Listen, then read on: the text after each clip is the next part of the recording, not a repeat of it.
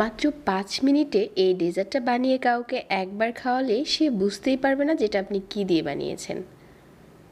আজকে ডেজার্ট বানানোর জন্য আমি এখানে ১ লিটার লিকুইড মিল্ক নিয়েছি। তারপর ২ টেবিল চামচ গুঁড়া দুধ দিয়ে দিলাম, চিনি দিয়ে দিলাম ৩ টেবিল চামচ। সব কিছুকে নেড়ে চেড়ে একসাথে করে মিশিয়ে নিচ্ছি। দুধের সাথে গুঁড়া দুধটা ভালো করে মিশে গেছে।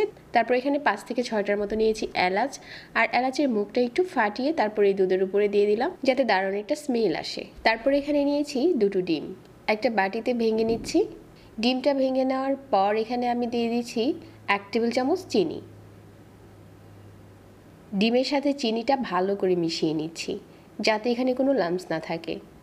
ডিম চিনির এই মিশ্রণটা ভালো করে মেশানো হয়ে গেছে।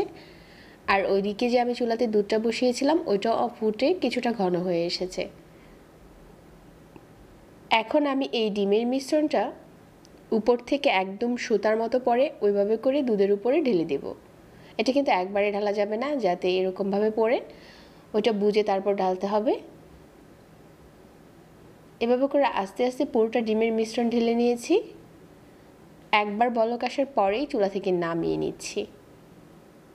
আমাদের ডিম দুধের ডেজার্টটা এখন রেডি হয়ে গেছে।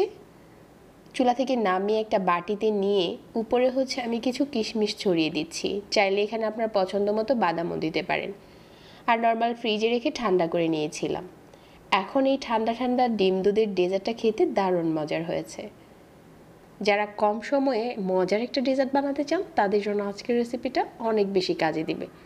আর এটা খেয়ে কেউ বুঝতেই পারবে না যেটা আপনি কিভাবে বানিয়েছেন।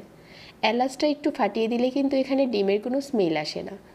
চাইলে ঝটপট এরকম একটা ঠান্ডা ঠান্ডা ডেজার্ট বানাতে পারেন। যাদের কাছে আমাদের প্রতিদিনের রেসিপিগুলো ভালো লাগে পেজ ফলো করে রাখবেন, আর সেই সাথে চ্যানেলটা সাবস্ক্রাইব করবেন।